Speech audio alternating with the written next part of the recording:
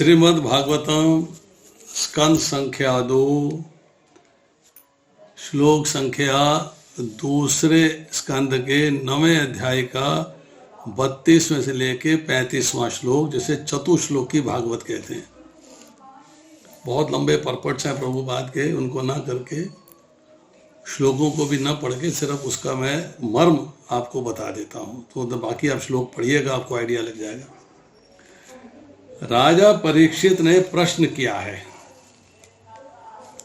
कि इस जगत की उत्पत्ति किस तरह से होती है,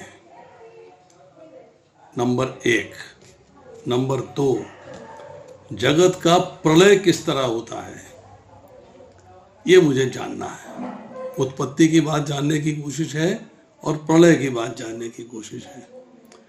सुखदेव जी ने कहा, एक बार नारद जी ने ब्रह्मा जी से ऐसा ही प्रश्न पूछा था, तो ब्रह्मा जी ने नारद को एक कथा सुनाई थी। वो मैं कथा तुम्हें सुनाता हूं कि जब प्रलय काल होता है तो सभी को भगवान अपने अंदर समाकर अपने पेट में रख के, साधारण भाषा में बोलेंगे तो भगवान शयन कर रहे थे।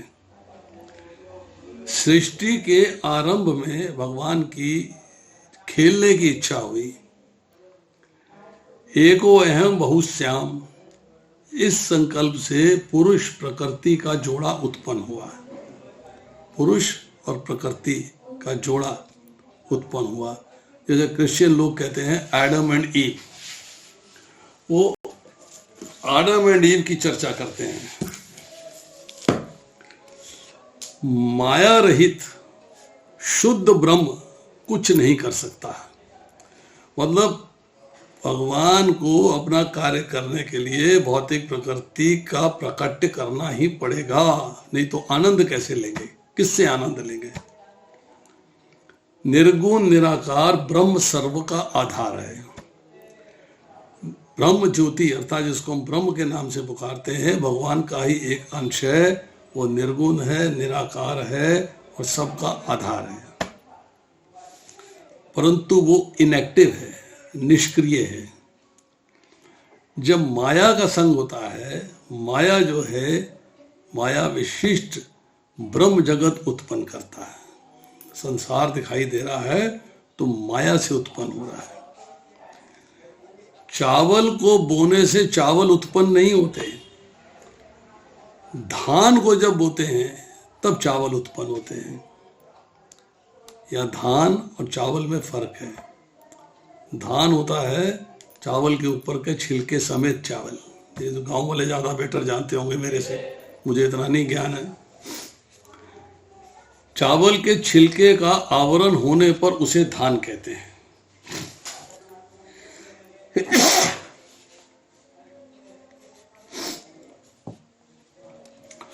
उसी तरह शुद्ध ब्रह्म पर माया का आवरण हो तो जगत उत्पन्न हो सकता है। मतलब जब तक भौतिक प्रकृति नहीं प्रकट होगी तब तक ब्रह्म जो है कुछ भी नहीं कर सकता। भगवान की खेलने की इच्छा हुई तो खेलने की इच्छा को माया कहते हैं। भगवान आनंद लेने चाहते हैं तो माया का प्राकट्य होता है। तब पुरुष और प्रकृति का जोड़ा उत्पन्न हुआ। प्रकृति जो है, अव्यक्त प्रकृति जो है, उससे आता है महतत्व। महतत्व से आता है अहंकार। अहंकार के 3 भेद हैं, सात्विक अहंकार, राजसिक अहंकार और तामस अहंकार। जो तामस अहंकार है उससे 5 तन मात्राएं आती हैं, अर्थात 5 विषय आते हैं। राजस अहंकार से इंद्रियों के अभिमानी देवता उत्पन्न होते हैं। अब ये सारे तत्व जो है भगवान के संकल्प से उत्पन्न हुए। भगवान के संकल्प में ऐसी ही दिव्य शक्ति है, मानव की बुद्धि इसका विचार तक नहीं कर सकती। ये सभी संकल्प सृष्टि है। भगवान ने संकल्प किया तो ये चीजें जो हैं ये प्रकट हो गई। पर ये सभी तत्व शक्तिहीन होने से इनएक्टिव पड़े हुए थे, मृत के समान थे। इनमें एक्टिविटी नहीं थी। अब भगवान ने एक एक में प्रवेश किया। जब भगवान का सभी में प्रवेश किया तो उनमें दिव्य शक्ति आई और उसके बाद भगवान के नाभि कमल से ब्रह्मा जी प्रकट हुए। ब्रह्मा जी प्रकट हुए।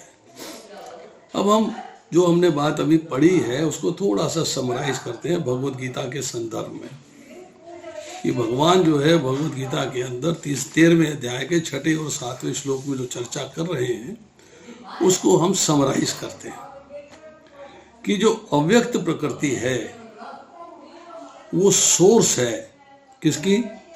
समष्टि बुद्धि की। और प्रकृति का अर्थ ये होता है कि it is cause of something, और दूसरा शब्द इस्तेमाल होता है विकृति। विकृति का अर्थ होता है इसका ओरिजिन है किसी वस्तु से। जो ओरिजिन होती है वो विकृति कहलाती है, जो ओरिजिन करती है वो प्रकृति कहलाती है। तो अव्यक्त जो है प्रकृति जो है मूल प्रकृति है, वो सोर्स है बुद्धि की। अब बुद्धि जो है वो प्रकृति भी है और विकृति भी है। विकृति इससे है कि वो प्रकृति से प्रकट हुई है, और प्रकृति इसलिए है कि उससे अहंकार प्रकट होता है। समष्टि बुद्धि से अहंकार प्रकट होता है। अब अहंकार जो है प्रकृति भी है और विकृति भी है। प्रकृति इसलिए है कि वो सोर्स है किसका? महाभूतानी अर्थात पंच महाभूत, उनका सोर्स है। और विकृति है क्योंकि बुद्धि से प्रकट हो रहा है, इसका ओरिजिन बुद्धि से हो रहा है। अब पंचभूतानी जो है ये प्रकृति भी है और विकृति भी है, क्योंकि इनका जो सोर्स है वो अहंकार है। और पंचभूतानी से आगे 10 इंद्रियां बनती हैं और एक मन बनता है, 11 चीजें बनती हैं, 5 विषय बनते हैं जिसे पंतन मात्राएं कहते हैं, तो 16 चीजें बन गई। ये 16 वस्तु जो है किसी का सोर्स नहीं है, इससे आगे कुछ नहीं डेवलप होता है। 10 इंद्रियां जो है 5 कर्म की और 5 ज्ञान की, 1 मन और 5 उनके विषय। ये अब जो है ये किसी का सोर्स नहीं है, ये विकृति है, ये प्रकृति नहीं है। ये है तो प्रकृति का अंश, पर उस लेवल की प्रकृति नहीं है कि आगे किसी को प्रकट कर सके, आगे किसी को बना सके। तो ये सारी की सारी विकृति कहलाती हैं, इसलिए इनके प्रकृति नहीं है।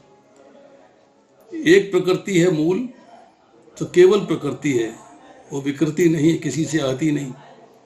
और उसके बाद प्रकृति और विकृति हैं 7 चीजें, बुद्धि, अहंकार और पंच महाभूत, और उनसे है विकृति 16, 10 इंद्रियां, 5 विषय और 1 मन।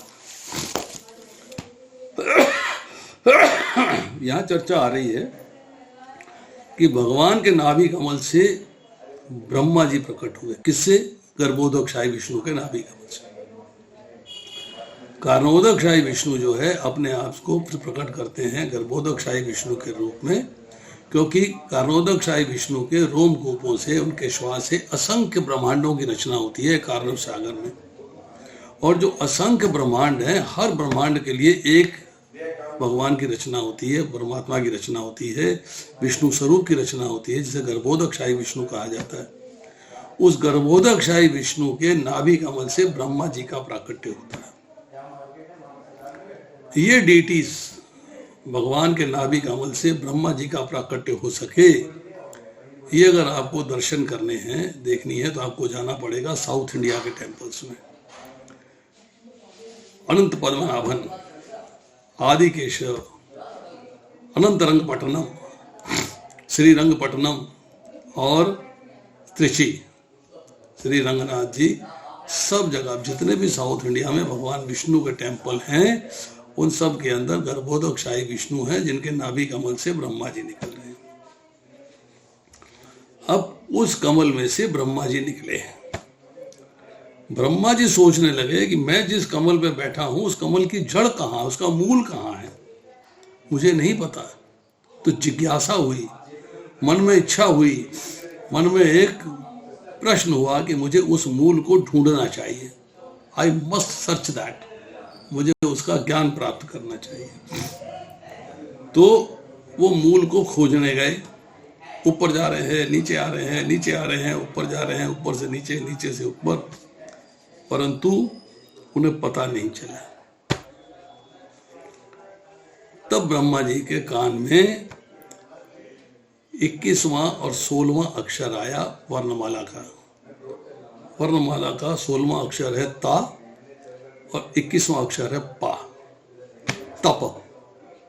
ब्रह्मा जी के कान के अंदर जो है तप शब्द का उच्चारण हुआ। उन्होंने सुनी ये बात, तप तप तप, ऐसी आकाशवाणी ब्रह्मा जी ने सुनी। 100 वर्षों तक ब्रह्मा जी ने तपश्चर्या की, तपस्या करी, और तब ब्रह्मा जी को चतुर्भुज नारायण के दर्शन हुए। तब ब्रह्मा जी को चतुर्भुज नारायण के दर्शन हुए। अब भगवान के दर्शन से ब्रह्मा जी को आनंद हुआ, he enjoyed। अब भगवान ने सृष्टि के आरंभ में ब्रह्मा जी को 4 श्लोकों की भागवत कथा सुनाई, जिसे महात्मा लोग, वैष्णवाचार्य, संत, ऋषि, मुनि सब लोग जो है चतुश्लोकी भागवत के नाम से पुकारते हैं। 4 श्लोक मैंने आपको बताया। दूसरा स्कंद, 9वां अध्याय, श्लोक संख्या 32 से लेके 35 तक। अब अगर आप चाहते हैं कि हम जो है इन 4 श्लोकों को पढ़ें, तो हम 4 श्लोकों को पढ़ भी सकते हैं। 1 सेकंड लगेगा मुझे 4 श्लोकों को पढ़ने में।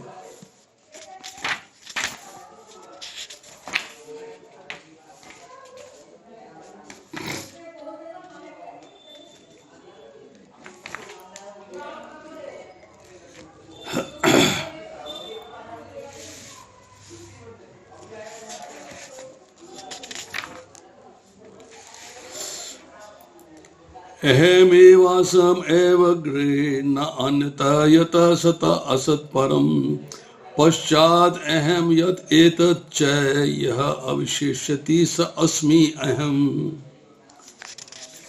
इसके बाद अगला श्लोक है, ऋते अर्थे यथा प्रतीयेत न प्रतीयेत चात्मनि तत्विद्यात् आत्मना मायाम यथा आभास यथा तमः। इसके बाद 35वां श्लोक है, यथा महान्ति भूतानि भूतेषु उच्च अवचेषु अनु प्रविष्ठानि अपवरिष्ठानि तथा तेषु न तेषु अहम। और 36वां श्लोक है इसका, एतावत् एव जिज्ञासं तत्व जिज्ञासुना आत्मनः अन्वय व्यतिरिक्याभ्याम यथा स्यात् सर्वत्र सर्वदा। इसमें थोड़ी सी चर्चा करेंगे कि प्रभुपाद ने जो इसका अनुवाद लिखा है उसको पढ़ लेते हैं क्विकली, और जो इम्पोर्टेंट पॉइंट्स हैं उनको पढ़ लेते हैं। 33वें श्लोक में कहते हैं, हे ब्रह्मा, वह मैं ही हूं जो सृष्टि के पूर्व विद्यमान था, क्योंकि सब मेरे अतिरिक्त, तब मेरे अतिरिक्त कुछ भी नहीं था। तब इस सृष्टि की कारण स्वरूपा प्रकृति भी नहीं थी, जैसे अब तुम देख रहे हो वह मैं ही हूं, और प्रलय के बाद जो शेष रहेगा वह भी मैं ही हूं। यहाँ पे इंपॉर्टेंट बात समझने वाली है, भगवान सृष्टा मैं और ब्रह्मा सृष्टा मैं में अंतर है। प्रधान मैं तथा आश्रित मैं, तो ये 2 हैं, एक स्वामी हैं और एक उनके आश्रित हैं। वेदों में सृष्टा मैं तथा सृष्ट मैं दोनों ही गुणात्मक रूप से एक हैं, क्योंकि दोनों ही दिव्य, नित्य और चेतन हैं। इसके बाद कहते हैं, प्रधान मैं, आश्रित मैं का पोषक हूं। इस प्रकार दोनों में एक प्रभुत बेसिक अंतर है। ब्रह्मा के अपने समक्ष प्रधान स्वामी को देख रहे हैं, जो सृष्टि के प्रलय के बाद भी दिव्य रूप में विद्यमान रहते हैं। नारायण समस्त सृष्टि से परे हैं और समग्र सृष्टि अव्यक्त का ही फल है। तीसरी विशेषता है कि भगवान ही परम सत्य हैं। ये दिव्य लोग सर्वदा भिन्न प्रकृति के हैं, उन पर सृष्टि पालन तथा संहार के नियम लागू नहीं होते। निर्विशेषवादी परमेश्वर पर कर्म रहित होने का आरोप करते हैं, किंतु ब्रह्मा तथा भगवान की इस वार्ता में भगवान को रूप तथा गुण से युक्त होने के साथ साथ कर्मों से युक्त बताया गया है। सृष्टि के पालन के समय ब्रह्मा तथा अन्य देवताओं के कार्यों से ही भगवान के कार्य को समझना होगा कि भगवान अपने लिए कार्य स्वयं नियत करते हैं। भौतिक संसार के कर्मों के बंधन से भगवान नहीं बनते। अक्षर पुरुष या महाविष्णु प्रकृति पर दृष्टिपात करते हैं, किंतु पुरुषोत्तम तो उनसे भी पहले से विद्यमान थे। वृत्तारण्यक से भगवद गीता के इस कथन की पुष्टि होती है कि श्री कृष्ण ही परम पुरुष पुरुषोत्तम हैं। प्रारंभ में केवल निर्गुण ब्रह्म था, किंतु इस श्लोक के अनुसार ये निर्गुण ब्रह्म को कारण स्वरूप कहा जा सकता है, क्योंकि समस्त कारणों का कारण तो श्री भगवान हैं। भगवान का निर्गुण स्वरूप भौतिक जगत में इसलिए विद्यमान है क्योंकि भौतिक नेत्रों या इंद्रियों से भगवान को देखा नहीं जा सकता, इसलिए उनको निर्गुण कहते हैं, निराकार कहते हैं। भगवान के साकार तथा निराकार दोनों ही रूप ग्रहण करने योग्य हैं। भगवद गीता 14:27 में इसकी व्याख्या की गई है। ब्रह्मणो ही प्रतिष्ठा अहम। बद्ध जीव माया जाल का शिकार बन चुका है। भगवान के निराकार होने पर भी मनुष्य को साकार रूप के साक्षात्कार की आकांक्षा रखनी चाहिए। पश्चाद अहम यद इच्छ योग विशिष्यति सोस्यहम, यही भावार्थ है। इसके बाद श्री भगवान हरि या कृष्ण को प्राप्त करना ही जीवन का लक्ष्य बनाना चाहिए। विभिन्न कार्यों को संपन्न करने के लिए भगवान के विभिन्न रूप हैं। मनुष्य को चाहिए कि शाखाओं तथा पत्तियों से मोहग्रस्त न होकर मूल को ही ग्रहण करे। इसके बाद 34वें श्लोक में इंपॉर्टेंट क्या है वो भी पढ़ लेते हैं। हे ब्रह्मा, जो भी सारयुक्त प्रतीत होता है, यदि वह मुझसे संबंधित नहीं है तो उसमें कोई वास्तविकता नहीं है। इसे मेरी माया करके जानो, इसे ऐसा प्रतिबिंब मानो अंधकार में प्रकट होता है। विश्व प्राकट्य की कोई भी अवस्था, उसकी उत्पत्ति, पालन, विकास, विभिन्न शक्तियों की अन्योन्य क्रियाएं, इसका क्षय तथा संहार सभी भगवान के अस्तित्व से संबंध हैं। चूंकि भगवान के बिना किसी वस्तु का अस्तित्व नहीं हो सकता, इसलिए माया भी भगवान की एक शक्ति है। प्रत्येक वस्तु को भगवान से संबंधित करना योग माया के द्वारा होता है, योग माया कहलाता है। और भगवान से विलग होने की भ्रांत धारणा विच्छेद की शक्ति, विच्छेद की देवी महामाया कहलाती है। तो योग माया आपको भगवान से जोड़ती है और महामाया आपको भगवान से विलग करती है। इसके बाद किसी वस्तु को दूसरी वस्तु समझना भ्रम है। रस्सी को सांप मान लेना भ्रम है, किंतु रस्सी असत्य नहीं है। रस्सी रस्सी है, सांप सांप है। ये भ्रांत धारणा ही अविद्या के अंधकार में सत्य का प्रतिबिंब छाया कहलाती है। कोई भी वस्तु जो मेरी शक्ति से उत्पन्न नहीं है वह माया है। जीवात्मा को रूप विहीन मानना या परमेश्वर के निराकार होने की धारणा भी भ्रम है, कंफ्यूजन है, गलत इल्यूजन है। समस्त अवस्थाओं में भगवान तथा जीवात्माएं अपना अस्तित्व बनाए रखती हैं। दोनों के साकार रूप कभी भी नष्ट नहीं होते। प्रकाश का असली स्रोत ही ब्रह्म ज्योति है, जो भगवान के दिव्य शरीर के प्रकाश को अद्भुत करती है। और यही प्रकाश अनेक प्रकाशों में प्रकट होता है, जैसे सूर्य का प्रकाश, चंद्रमा का प्रकाश, अग्नि का प्रकाश, बिजली का प्रकाश, सितारों का प्रकाश। प्रत्येक जीव की स्वतंत्रता वास्तविक स्वतंत्रता नहीं है, अपितु परम पुरुष भगवान में निहित वास्तविक स्वतंत्रता का प्रतिबिंब मात्र होती है। बद्ध जीवों द्वारा परम स्वतंत्रता का झूठा दावा भ्रम है। इस तथ्य को इस श्लोक में स्वीकारा गया है। भगवान तो आपको प्रेरणा देते हैं, भगवान ने आपको इंडिपेंडेंस ऑफ फ्री विल दी है, परंतु भगवान फिर भी आपके हृदय में विराजमान है, आपको रास्ता दिखाते रहते हैं। आप उस रास्ते पे चले ना चले ये आपकी मर्जी है। एक चिकित्सित शरीर के भीतर आत्मा के अस्तित्व को नकार सकता है, किंतु मृत शरीर में वह प्राण नहीं फूंक सकता। यद्यपि मृत्यु के बाद शरीर का सारा तंत्र, सारे ऑर्गन जैसे के तैसे बने रहते हैं। माया की दो अवस्थाएं होती हैं, आच्छादक प्रभाव और क्षेपक प्रभाव। क्षेपक प्रभाव के कारण माया जीवों को अविद्या के अंधकार में गिरा देती है और आच्छादक प्रभाव से अल्प ज्ञानियों की आंखें बंद कर देती है, जिससे वे परम पुरुष के अस्तित्व के विषय में, जिसने ब्रह्मा को प्रकाश दिया है, अज्ञानी बना रहता है। तो एक प्रभाव से अविद्या में गिरा दिया, अविद्या को अंधकार का रूपक दिया गया है, और दूसरा जो आच्छादक में आच्छादित करता है, कवर कर लेता है, ढक लेता है, उसे अल्प ज्ञानियों की आंखें बंद कर देती हैं।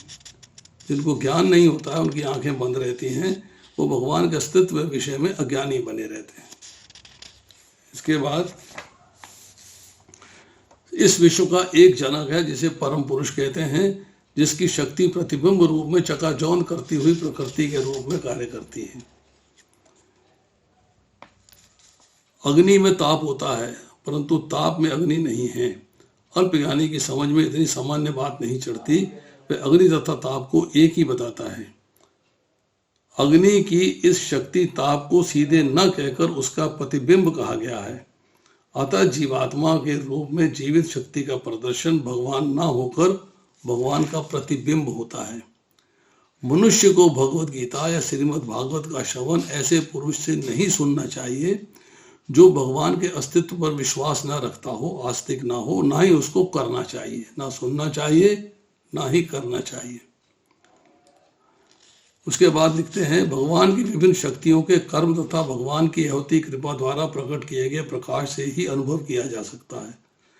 भगवान का ज्ञान, भगवान की नॉलेज, भगवान को समझना, जानना, पहचानना, मानना, वो भगवान की जो अवती की कृपा है उसके द्वारा ही किया जा सकता है। और कृपा आप पे कब बरसती है? जब आपको एक साक्षात पारंपरिक गुरु मिलता है। तो अपितु जिस पर भगवान की कृपा होती है वे अंतरंगा शक्ति के द्वार कल्पना के बिना ही श्री भगवान का साक्षात्कार कर सकता है। इसके बाद 35वें श्लोक में लिखते हैं, हे ब्रह्मा, तुम ये जान लो कि ब्रह्मांड के सारे तत्व विश्व में प्रवेश करते हुए भी प्रवेश नहीं करते। उसी प्रकार मैं अपने द्वारा प्रत्येक वस्तु में स्थित रहते हुए भी प्रत्येक वस्तु से पृथक रहता हूं।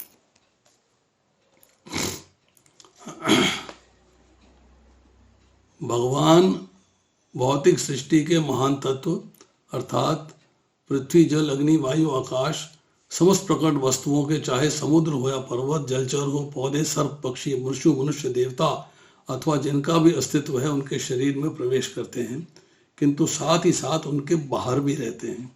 अपने धाम में हैं परंतु आपके अंदर भी हैं। इसके बाद कहते हैं, उसी के साथ ये तत्व शरीर के बाहर भी हैं। पहले तत्वों की उत्पत्ति हुई, अतः शरीर बाद में प्रविष्ट हुए। इन दोनों ही दशाओं में विश्व में प्रविष्ट हुए और नहीं भी प्रविष्ट हुए।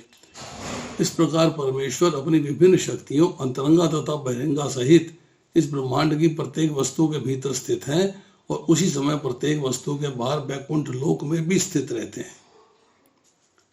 इसके बाद कहते हैं,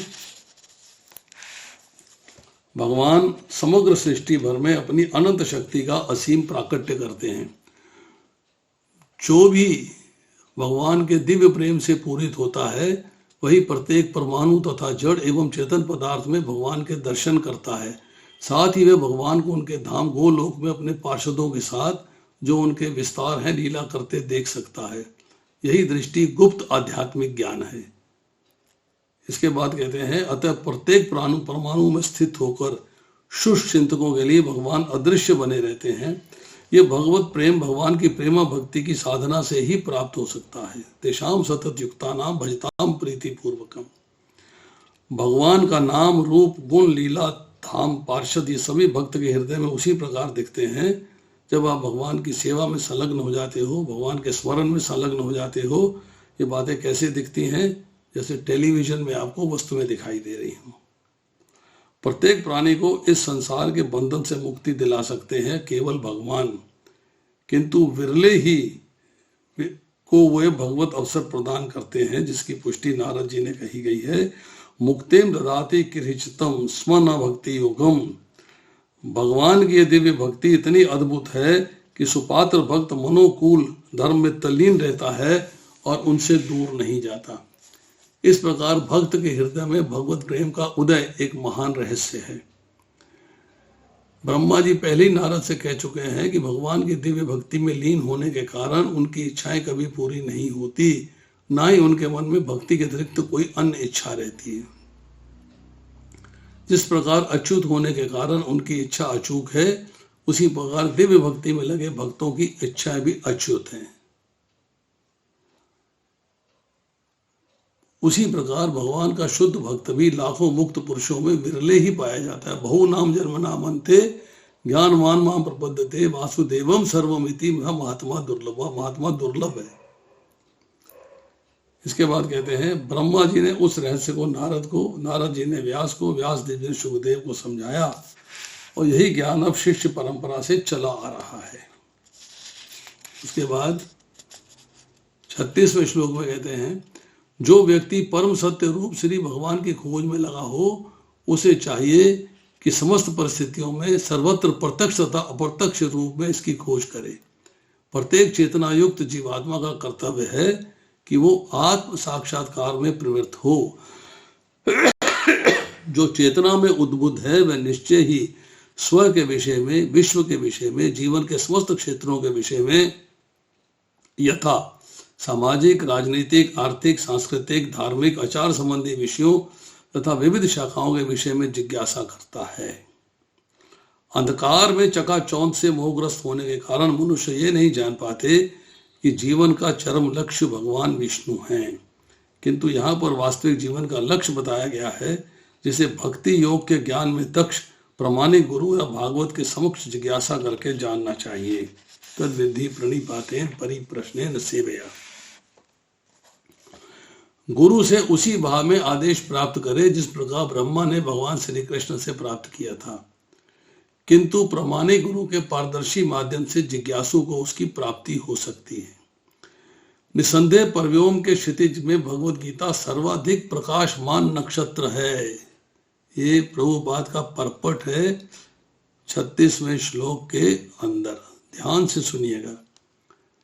निसंदेह परम व्योम के क्षितिज मतलब विरजा नदी के पार भगवत गीता सर्वाधिक प्रकाशमान नक्षत्र है, किंतु उस ज्ञान ज्ञात की व्याख्याएं इतनी तोड़ी मरोड़ी गई हैं कि भगवत गीता का प्रत्येक जिज्ञासु भौतिक चमक दमक के अंधकार में पड़ा हुआ है।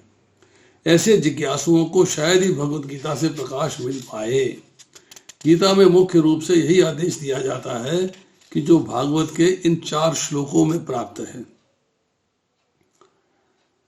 किंतु अवैध पुरुषों द्वारा इसकी गलत तथा फैशन प्रस्त व्याख्या को कोई सही निष्कर्ष तक नहीं पहुंच पाता। भगवत गीता 18.61 में स्पष्ट कहा गया है, ईश्वरः सर्वभूतानां हृदयेषु अर्जुनो तिष्ठति ब्राह्मण्य सर्वभूतानि यंत्ररूपाणि माया। भगवान अर्थात परमात्मा रूप में सभी जीवों के हृदय में स्थित हैं और अपनी बहिरंगा शक्ति के द्वारा संसार के समस्त प्राणियों को नियंत्रण में रखते हैं, कंट्रोल में रखते हैं। अतः ये स्पष्ट उल्लेख है कि भगवान परम नियंता है और जीवात्माएं भगवान द्वारा नियंत्रित। उसी तरह भगवत गीता 65वें में 18वें के 65वें में आदेश देते हैं, मन मना वह मद भक्तो मध्याजी माम नमस्कुरु माम वैश्यसी सत्यम ते प्रति जाने प्रियोसी में। तो स्पष्ट आदेश है भगवान का कि मनुष्य को भगवान उन्मुखी, भगवान का भक्त, उन्हीं का उपासक भगवान कृष्ण को नमस्कार करना चाहिए। ऐसा करने से भक्त को भगवान के धाम की प्राप्ति होती है। फिर आगे लिखते हैं प्रभुपाद, ज्ञानी पुरुष अर्थात ब्राह्मण भगवान के मुख पर विराजते हैं, शासक वर्ग अर्थात क्षत्रिय उनकी बाहुओं पर, व्यापारी वर्ग अर्थात वैश्य उनके कटी भाग मतलब कमर पे, और श्रमिक वर्ग अर्थात शूद्र भगवान के पांवों पर स्थित हैं। अतः संपूर्ण सामाजिक ढांचा भगवान का शरीर है और शरीर के विविध भाग यथा ब्राह्मण, क्षत्रिय, वैश्य, शूद्र सभी मिलकर भगवान के पूरे शरीर की सेवा करने के निमित्त हैं। भगवान से संबंध सबों की संयुक्त सेवा से विश्व चेतना प्राप्त की जा सकती है। उसके बाद भगवद गीता के 7वें अध्याय के 15वें श्लोक की चर्चा आती है, न माम दुष्कृतनो मूढ़ा प्रपद्यन्ते नराधमा माया अपहृत ज्ञाना आसुरम भावम आश्रिता। ये 4 प्रकार के दुष्कृतन जो है मेरी शरण में नहीं आते हैं, उनकी चर्चा हो रही है। ये हम कर चुके हैं। क्योंकि मूर्ख हैं, बदमाश हैं, नाराधम हैं, आसुरी प्रवृत्ति के लोग हैं। तो इसमें कहा जा रहा है कि श्रीमद् भागवतम बार बार कहता है कि भक्ति योग का पद प्राप्त किए बिना मानव समाज के सारे कार्य फल निष्फल हैं। आपको सारे कार्य फलों तक पहुंचने के लिए भक्ति योग का आरंभ करना चाहिए। मनुष्य शरीर का कार्य भव बंधन से मुक्त होना है, किंतु जब कोई भौतिक कार्यों में लीन रहेगा तब उसका मन पदार्थ की भंवर में घूमता रहेगा और जन्म जन्मांतर से वह देह के बंधन में फंसता रहेगा। यह भागवत के 5वें स्कंद के 5वें अध्याय के 6ठे श्लोक का चर्चा आती है। एवं मनः कर्म वशम प्रयुक्त अविद्या आत्म अनुपधीय माने प्रीर्तन याव मन्ये वासुदेवे न मुचंते वेहे गोगेन सावता। मन के ही कारण विविध देह धारण कर कर सभी प्रकार की भौतिक यातनाएं भोगनी पड़ती हैं। मन इच्छाएं करता है, इच्छाओं से कर्म होता है, कर्म से फल मिलता है, फल से भोगना पड़ता है।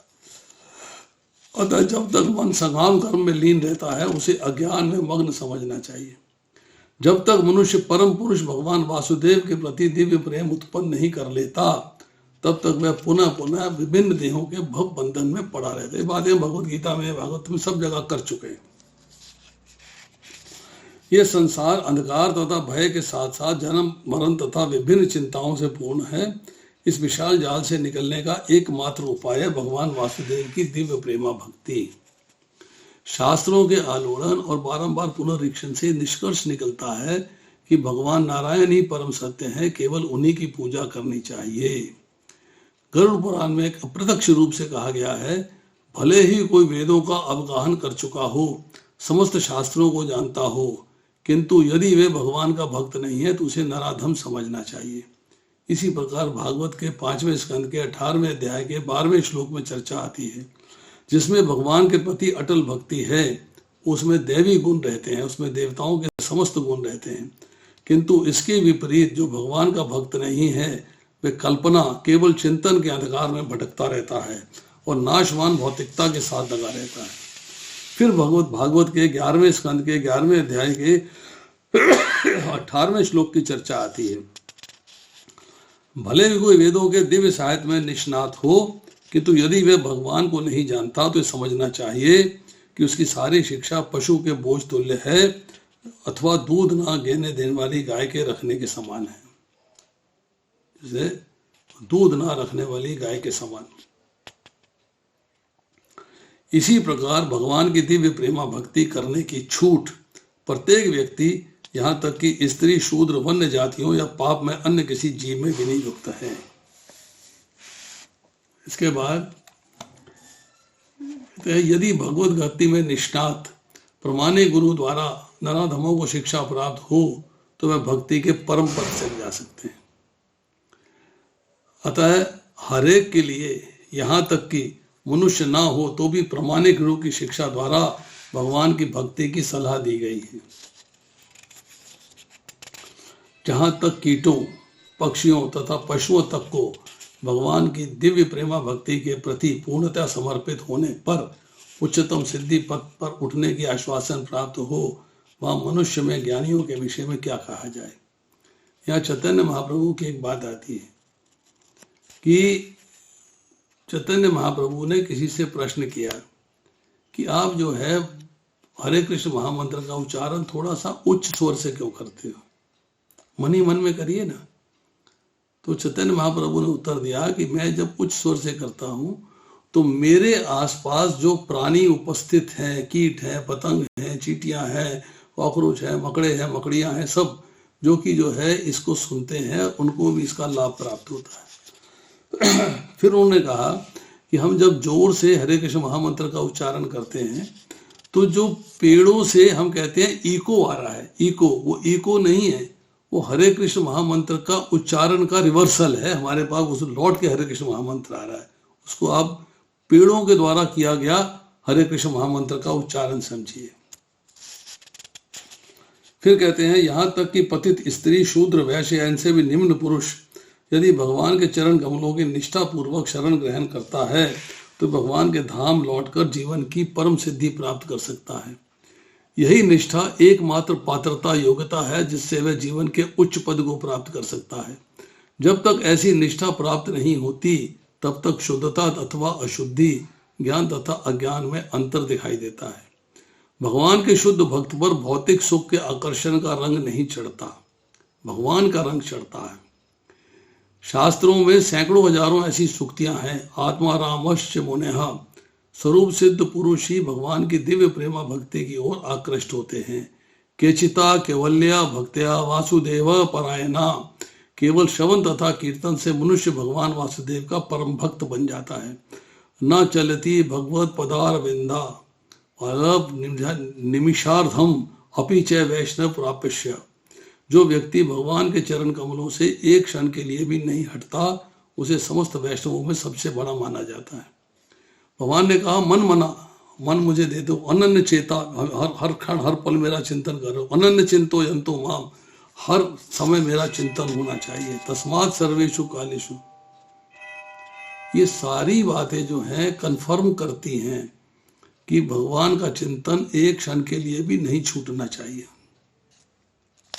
अब देखिए, दक्षिण भारत में जिस ब्राह्मण ने केवल अपने मन के बल पर भगवान की सेवा की थी उसे भगवान के दर्शन हुए। केवल श्रवण कीर्तन या उसकी लीलाओं के पठन से पूजन या उससे निवेदन की सेवा हो सकती है। अब आप जो है सब लोग मिलके 2 मिनट के लिए हरे कृष्णा कीर्तन करिए। मैं 2 मिनट में दरवाजा खोल के आ रहा हूं।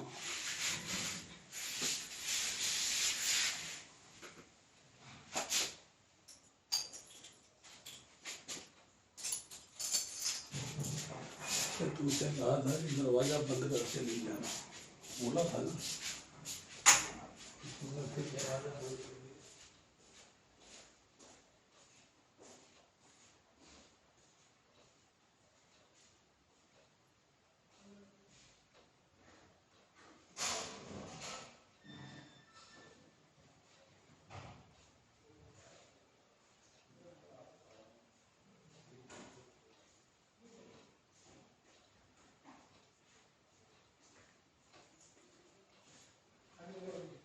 बैठ जाओ 5 मिनट, लेक्चर चल रहा है, लेक्चर खत्म हो जाए फिर आपसे बात करता हूँ।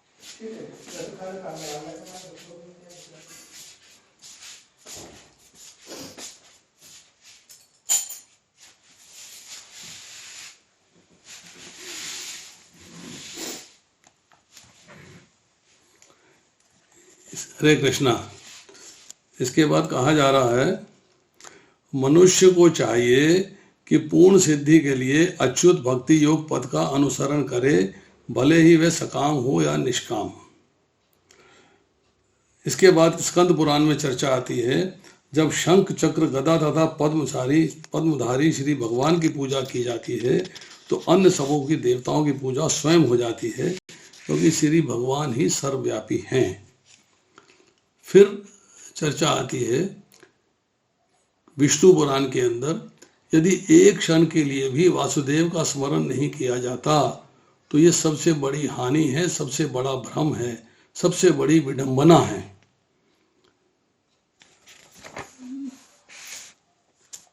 फिर कहते हैं, भले ही वेदों तथा शास्त्रों में निष्णात हो, परंतु यदि इसकी परमेश्वर का भक्त नहीं है तो वो नराधम माना जाता है। गरुड़ पुराण, बृहद नारदीय पुराण तथा पद्म पुराण में भी इसी की पुनरावृत्ति की गई है। जो भगवत भक्ति से रहित है उसके वैदिक ज्ञान तथा तपस्या का क्या लाभ होता है। हजारों प्रजोपतियां की एक भगवत भक्त से तुलना कैसे हो सकती है। सुखदेव गोस्वामी श्रीमद् भागवतम के 2 स्कंद के 4 अध्याय के 17वें श्लोक में कहते हैं, भगवत भक्ति के बिना सन्यासी, प्रसिद्ध दार्शनिक, तांत्रिक या अन्य कोई भी व्यक्ति वांछित फल नहीं पा सकते। यदि स्वर्ग से भी महिमामय स्थान में वैकुंठ के स्वामी या उनके भक्त की महिमा का गान नहीं होता तो उस स्थान को छोड़ देना चाहिए। शुद्ध भक्त भगवान की सेवा के आगे 5 प्रकार की मुक्तियों को अस्वीकार कर देते हैं। सायुज्य, सालोक्य, सामीप्य, सारूप्य और साष्टी, ये 5 प्रकार की मुक्तियों को अस्वीकार कर देते हैं। भक्ति की प्रारंभिक अवस्था में ज्ञान आवश्यक है किंतु उच्चतर ज्ञान में ऐसे ज्ञान की कोई आवश्यकता नहीं होती, अतः उन्नति का सर्वोत्तम तथा निश्चित पथ भक्ति योगी है। तो एक होता है साधन। साधन आपने मतलब किस तरीके से आप वहां तक पहुंचते हो। जैसे कि आपने कहा कि हम यहाँ लेक्चर सुन रहे हैं, तो साधन क्या है? जूम साधन है, मोबाइल साधन है, लैपटॉप साधन है, पीसी, ये साधन है। पर ये साधन भक्ति योग नहीं है। भक्ति योग है प्रोसेस है जिसको करना है साधन के माध्यम से, ज्ञान प्राप्त करने के माध्यम से। परंतु जिसे अपने ज्ञान का गर्व होता है उसके समक्ष भगवान कभी प्रकट नहीं होते। श्रुति का अर्थ है कि भगवान स्वयं कहते हैं, अतः जिसकी पहुंच भगवान के सगुण रूप तक नहीं है, जो श्रीमद् भागवत के सार को किसी भागवत से शिक्षा ग्रहण किए बिना समझे, वो भगवान को प्राप्त नहीं कर सकता। तो ये जो है चतुश्लोकी भागवत के विषय में हमने आपसे चर्चा करी। अब इसके बारे में कहते हैं और डिटेल्ड अभी चर्चा और बाकी है, अभी नहीं करेंगे, सिर्फ 2-3 लाइनें पढ़ता हूं। जब तक ये जगत ना था तो मैं था, जब ये जगत दिख रहा है तब भी सर्व में चैतन्य रूप में मैं ही रहता हूं। जब इस जगत का विनाश होगा तब भी मैं ही रहने वाला हूं।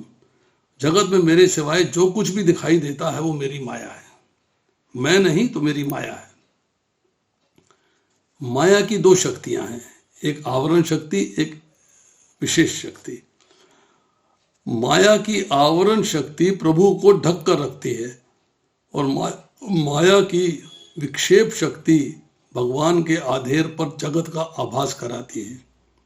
अंधकार 2 कार्य करता है, रस्सी को वह ढक कर रखता है और रस्सी में सांप का, सर्प का भास भी उत्पन्न करता है। सर्प नहीं है पर अंधकार में पड़ी हुई रस्सी नहीं दिखती, सर्प ही दिखाई देता है। सर्प समान दिख पड़ती है जो वह नहीं दिखाई देती, जो नहीं है वो दिख पड़ता है, यही माया है। अब राजा ने प्रश्न किया, महाराज ये माया से आपका, महाराज ये माया के साथ हमारा संबंध कैसे हुआ और कब से हुआ? तो इसकी चर्चा अब यहाँ से करेंगे अगली बार। वैसे तो ज़्यादा नहीं है, पर 15 मिनट करेंगे तो दूसरा स्कंद समाप्त हो जाएगा। पर अगर आप चाहते हैं कि इसको आज किया जाए तो आज कर लें, वरना समाप्त कर देते हैं।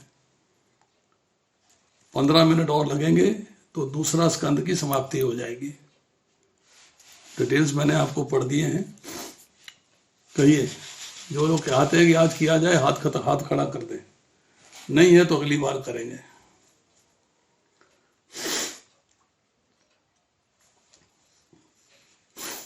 सबका हाथ नहीं खड़ा, सब लोग नहीं चाहते कि आज किया जाए, क्योंकि अगली बार जो है मेरे 15 मिनट में खत्म हो जाएगा, फिर तीसरा स्कंद चालू होगा। बताइए।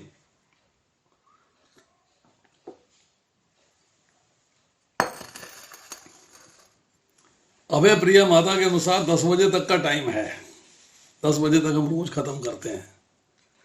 तो आज 15 मिनट में इसको समाप्त कर लेते हैं, इंस्टेड कि हम क्वेश्चन आंसर करें।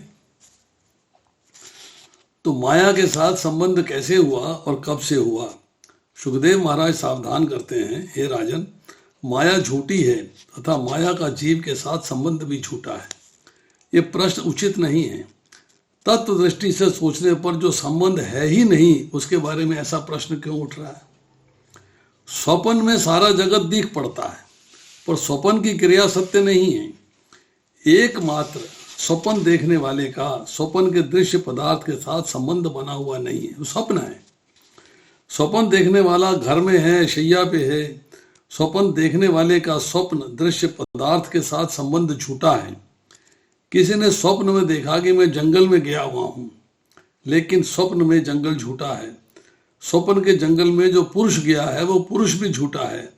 शैया में जो पुरुष है वही सच्चा है, किंतु उसे स्वप्न सच्चा लगता है। स्वप्न में एक होने पर भी अनेक दिखते हैं। स्वप्न देखने वाला जंगल में गया ही नहीं, और स्वप्न में 2 पुरुष दिख पड़ते हैं। मैंने देखा कि मैं जंगल में गया हूं। स्वप्न के जंगल में किसी शेर को देख के, बाघ को देख के डर लगता है। स्वप्न का बाघ झूठा है। स्वप्न में 1 लाख 2 लाख रुपए मिल भी जाएं तो वो झूठे हैं, बड़ा सुख लगता है पर झूठा है।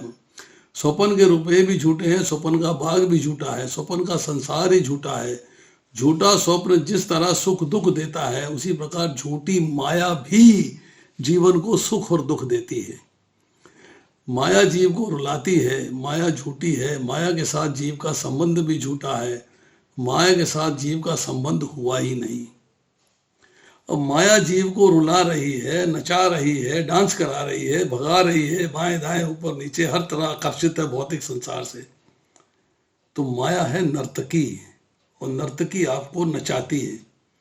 अगर आपको नर्तकी के जाल से निकलना है तो उस नर्तकी को उल्टा कर दीजिए, नर्तकी कीर्तन, तो कृष्ण कीर्तन जो है आपको माया के जाल से निकाल देगा। स्वप्न काल का अर्थ है अज्ञान का काल। आपको ज्ञान नहीं है इसलिए आप स्वप्न में विचरण करते हो। स्वप्न देखने वाले का अपने अज्ञान से स्वप्न का उद्भव होता है। स्वप्न का संसार जिस तरह स्वप्न दृष्टा को अपने से अनभिज्ञ रखता है, उसी तरह इस जगत का भी हिसाब है। जगत मन का विलास है। स्वप्न के जगत और जागृत अवस्था में जगत में विशेष अंतर नहीं है। स्वप्न जगत थोड़े समय के लिए ही रहता है, जागृत जगत अधिक समय तक रहता है, और विनाश दोनों का ही है। जिसका विनाश निश्चित है वह सत्य नहीं है। अब माया के बारे में एक उपमा दी गई है, रूपक दिया गया है। माया छाया के समान है। छाया झूठी है। छाया किसी के हाथ नहीं आती, छाया को कोई पकड़ नहीं सकता, पर छाया दिख पड़ती है। मानव जब दीपक के समक्ष रहता है, छाया नहीं दिखाई देती, तो दीपक से विमुख होने पर छाया आगे आ जाती है। इस तरह जीव जब भगवान के सम्मुख रहता है तब तक माया नहीं दिखती, पर जैसे ही जीव भगवान से विमुख होता है तो माया सामने आकर खड़ी हो जाती है। इस प्रकार परमात्मा का विस्मरण ही माया है। प्रभुपाद लिखते हैं भगवान का एक क्षण के लिए भी विस्मरण माया है। परमात्मा का निरंतर स्मरण ही ज्ञान है, और ब्रह्म हत्या जैसा कोई पाप नहीं। अरे ब्रह्म को कोई मार सकता है क्या? ब्रह्म हत्या अर्थात ब्रह्म से विमुख होना। ब्रह्म हत्या का मतलब है ब्रह्म से विमुख होना। विमुख होने वाला ही पाप करता है। माया उसे घेर लेती है, त्रस्त करती है। स्वप्न सोए हुए व्यक्ति को सुख दुख देता है, जागृत को स्वप्न का सुख नहीं, जो दुख भी नहीं। सोए हुए जीव को संसार मिलता है, जागृत को भगवान मिलते हैं। सोया हुआ जीव अज्ञान में, अब अज्ञान में है तो संसार मिलेगा, अब ज्ञान में आ जाओगे तो भगवान मिलेंगे। ज्ञान में आने का मतलब है जो जागृत हो गया है, जो जाग गया है, जो जागृत हुआ है उसे भगवान के दर्शन होते हैं। भगवान श्री कृष्ण जब प्रकट हुए तो सारा जगत गहरी नींद में था। वासुदेव देव की जागृत थे, उन्हें ही भगवान के दर्शन हुए और किसी को नहीं हुए। जो जागृत है वो भगवान के सम्मुख रहता है, जो परमात्मा से विमुख रहता है वो सोया हुआ है। माया जीव को अंधकार में फंसा कर रखती है और ईश्वर से विमुख करती है। जीव का माया के साथ माना जाने वाला संबंध सच्चा नहीं है, वह तो झूठा है, क्योंकि माया आदि नहीं है। माया का भी अंत आता है। माया अनादि किंतु सुअंत है, परमात्मा अनादि अनंत है। अज्ञान का प्रारंभ कब हुआ ये किसी को मालूम नहीं। अज्ञान अनादि है और अज्ञान का अंत आता है। अब आप किसी भाई से पूछिए कि तुम्हें कन्नड़ भाषा आती है, वह कहेगा मुझे कन्नड़ भाषा नहीं आती। मराठी आती है, मराठी नहीं आती। गुजराती आती है, गुजराती नहीं आती। आप तो उत्तर भारत के रहने वाले, आपको कैसे आएगी? आप उससे पूछें कि तुम्हें कन्नड़ भाषा का, गुजराती का, मराठी का ज्ञान कितने वर्षों से है? 10 साल से, 20 साल से? वो कहता है कि मैं तो ये जानता हूं कि मेरा जब से जन्म हुआ है तब से ही मुझे नहीं आती। ना कन्नड़ आती है, ना गुजराती है, ना मद्रासी आती है, ना मराठी आती है। तो तुम्हारा जन्म जब नहीं हुआ था तब तुम्हें कन्नड़ भाषा आती थी, तब तुम्हें गुजराती आती थी, तब मराठी आती थी, तब तमिल आती थी, मद्रासी भाषा आती थी। बोला नो, नहीं आती थी। तो ये भाषा का अज्ञान क्यों है, कब से है, वह कुछ नहीं बता सकेगा। तो अगर वही व्यक्ति, अगर आप गुजरात में रहने लगोगे, महाराष्ट्र में रहने लगोगे, कर्नाटक में रहने लगोगे, तो आपको थोड़ा थोड़ा ज्ञान आना शुरू हो जाएगा। तब वो कहेगा अब मुझे भाषा का ज्ञान हुआ, अब तक मुझे ज्ञान नहीं था, अब तक मैं अंधकार में था। ज्ञान कब हुआ नहीं कह सकते, अज्ञान कब से है नहीं कह सकते। अज्ञान का अंत तब कब होता है, जब ज्ञान आता है। तो ईश्वर का ज्ञान या ईश्वर ज्ञान का और माया अज्ञान का प्रतीक है। माया का अंत आता है, जीव जब भगवान के सम्मुख हो जाता है तब उसे माया दिखाई नहीं देती, तब केवल भगवान दिखाई देते हैं। एक बार सुदामा जी की कथा आती है। एक बार सुदामा को भगवान ने संपत्ति दी। सुदामा अधिक भक्ति करने लगे, वे निरंतर भक्ति कर रहे हैं, भगवान के ध्यान में तन्मय रहते हैं। एक बार उनको संकल्प हुआ कि माया से बातें हो रही हैं पर माया मुझे दिखाई क्यों नहीं देती, ये माया कैसी होगी। उन्होंने भगवान से कहा कि मुझे माया दिखाइए। भगवान ने कहा तुम भूल जाओ कि तुम्हें माया दिखाई देगी, जो भगवान के सम्मुख रहता है उसे माया कैसे दिखाई देगी। अब कृष्ण और सुदामा दोनों गोमती नदी में स्नान करने गए। एक गोमती है जो उत्तराखंड से निकल के और लखनऊ होते हुए आगे घाघरा में मिल जाती है, और एक गोमती नदी है जो द्वारकाधीश के अंदर है, जो समुद्र का पार्ट है।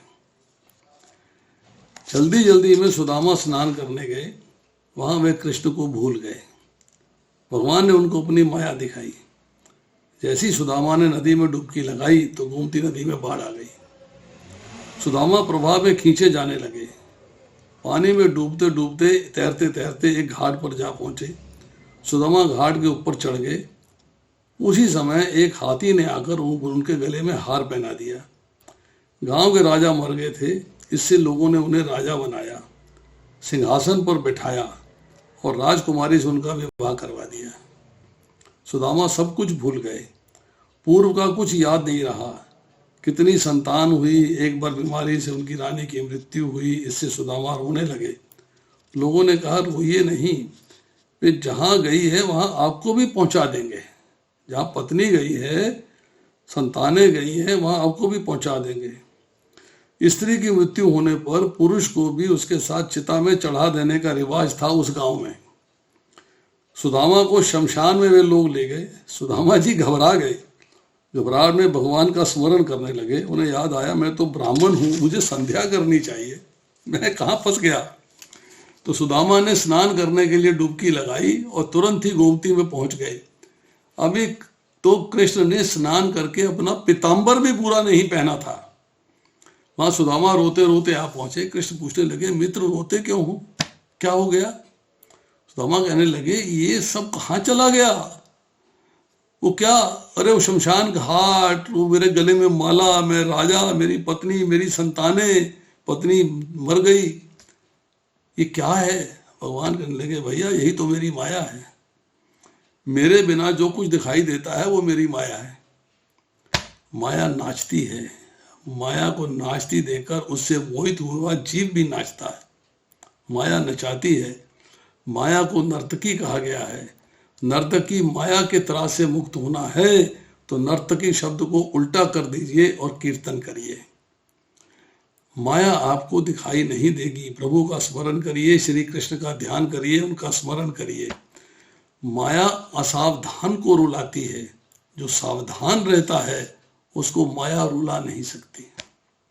सूत जी सावधान करते हैं कि 4 श्लोकों में भागवत की कथा भगवान ने ब्रह्मा जी को सुनाई। ब्रह्मा जी ने वही कथा नारद जी को सुनाई। नारद जी ने वही कथा व्यास महर्षि को सुनाई और व्यास देव जी ने उन 4 श्लोकों के आधार पर 18,000 श्लोकों का भागवत शास्त्र बनाया। ये हम चर्चा पहले शुरू में कर चुके हैं। राजा ने अनेक प्रश्न पूछे हैं। सुखदेव महाराज कहते हैं राजन, आप जैसे प्रश्न पूछ रहे हो वैसे ही प्रश्न एक बार विदुर जी ने मैत्रेय स्वामी से पूछे थे। मैत्रेय स्वामी ने विदुर जी को जो उपदेश दिया उसकी कथा मैं अब आपको सुनाऊंगा। तो इस प्रसंग के साथ ही हमारा दूसरा स्कंद पूर्ण होता है। अब तीसरे स्कंद का आरंभ होगा अगली बार। हमने 10 बजे से पहले ही दूसरा स्कंद समाप्त कर दिया है। हरे कृष्णा।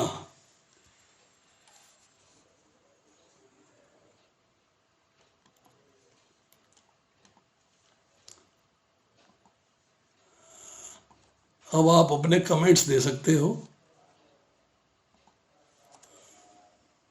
आज की कथा लेट शुरू हुई है, उसके लिए मैं क्षमा प्रार्थी हूँ। हरे कृष्ण।